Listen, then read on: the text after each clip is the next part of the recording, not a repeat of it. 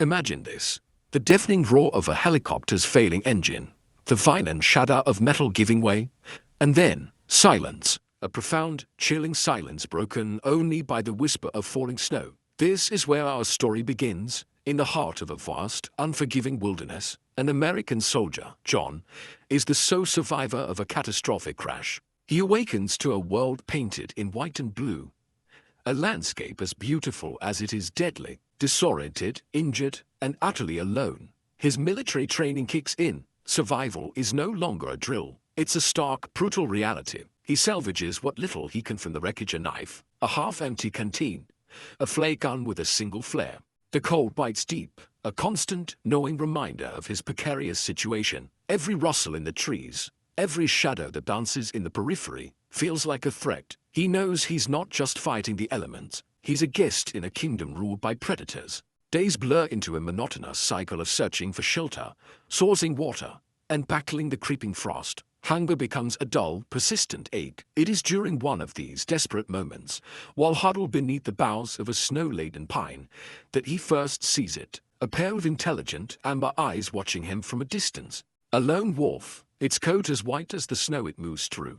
A silent spectre in the frozen landscape. Fear and caution clash within John. The wolf, equally wary, circles him. A ghost in the twilight. John names him Ghost. He knows a lone wolf is an anomaly, an outcast just like him. They are two solitary beings, cast out by their respected packs, now sharing the same desperate fight for life. The tension is thick enough to cut with his knife. Who is the hunter, and who is the hunted? Their first interaction is a silent, cautious negotiation. John, weak from hunger, manages to catch a small rabbit in a crude snare. As he prepares his meager meal, Ghost watches, not with aggression, but with a palpable, desperate hunger of his own.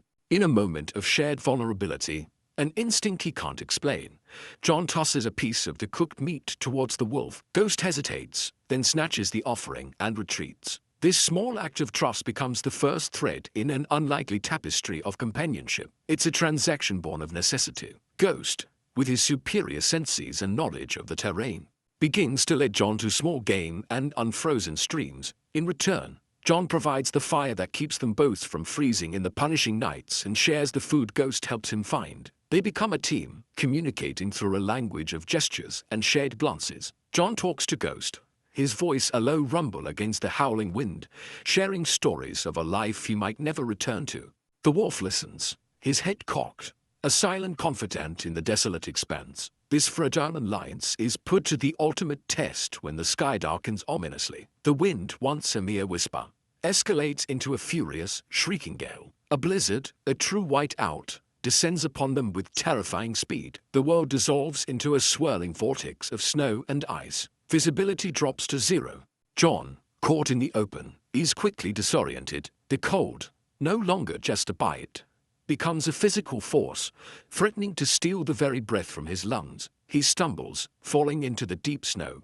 His energy completely depleted, hypothermia begins its insidious work, a lethargic warmth spreading through his limbs, the final, cruel deception of a freezing body. This, he thinks, is the end. He has survived a helicopter crash only to be claimed by the storm. He closes his eyes, ready to surrender to the endless white. But he is not alone. Through the blinding chaos, a warm, furry body presses against him. Ghost is there. The wolf nudges him, whining insistently, refusing to let him give up. Then, Ghost begins to dig, his paws working frantically at the base of a large snowdrift, creating a makeshift inn. John, spurred by the wolf's desperate efforts, finds a final reserve of strength. Together, man and beast burrow into the snow, creating a small pocket of shelter against the storm's relentless assault. Inside their snow cave, the roar of the blizzard is muffled. Huddled together, their shared body heat is the only thing standing between them and certain death. In this cramped, dark space, the line between man and animal dissolves completely. They are simply two living beings,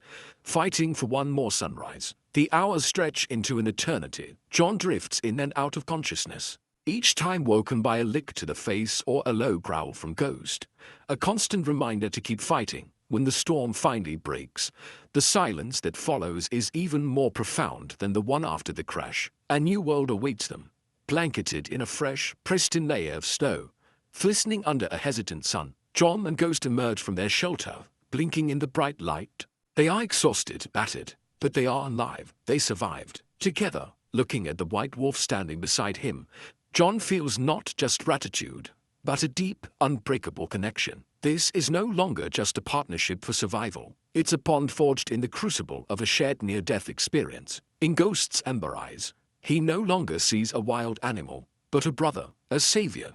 The future is still uncertain. Rescue is a distant hope, and the wilderness remains a dangerous place. But now, John is not alone. He has a companion, a guardian. As they stand on the edge of the vast, snow-covered landscape, a single flare arcs across the clear blue sky, a brilliant red streak of hope against the endless white.